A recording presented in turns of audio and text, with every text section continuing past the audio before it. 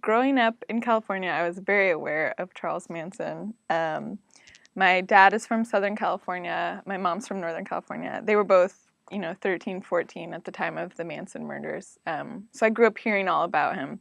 He's sort of like a folk tale in California, for sure. I feel like even now there's a lot of groups. I don't know if they're cults exactly, but definitely communes or intentional communities. I feel like California really attracts people who want a certain amount of freedom to recreate themselves or create a life that looks different than maybe what is normal. So I think in that way there'll always be sort of weirdos in California. I never considered writing a true crime book. I always wanted to write a novel.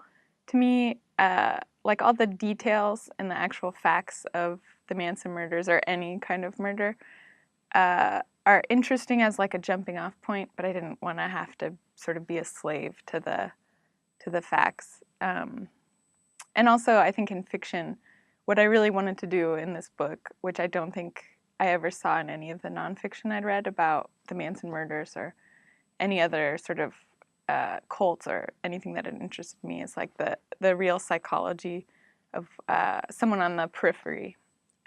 So for me, fiction was a way to get into the head of someone who's on the edge of something. I wanted to write about a young girl who's 14 because I think that's a very specific age.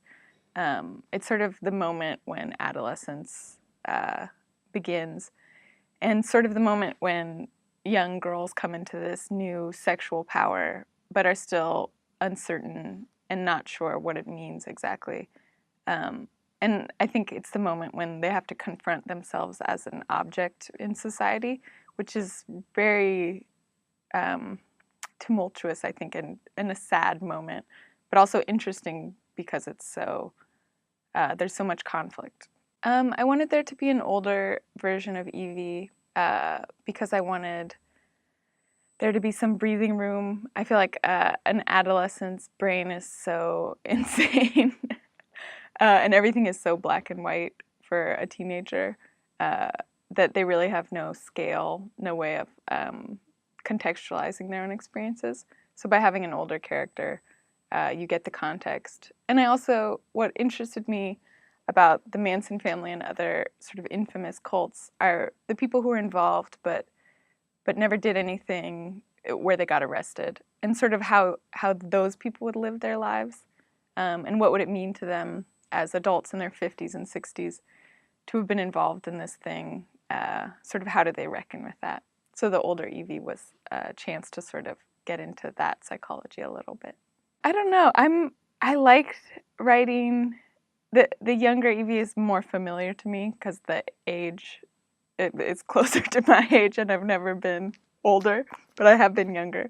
So it was easier in that way, but it was also a little bit harrowing just to remember sort of what that was like. It really made me glad I'm no longer 14.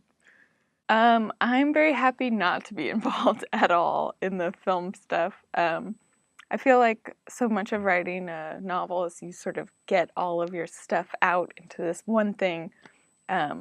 And so I'm sort of a little bit done with it. Like I wouldn't want to think about it more than I have already. I'm very eager to like move on to the next book project. It felt nice, but I also sort of feel like it has nothing to do with me in a way. Like I was working on the book and never really thought beyond finishing the book. So anything that happened after that was unexpected, but yeah, ultimately has nothing to do with me or my job, which is just to keep writing books.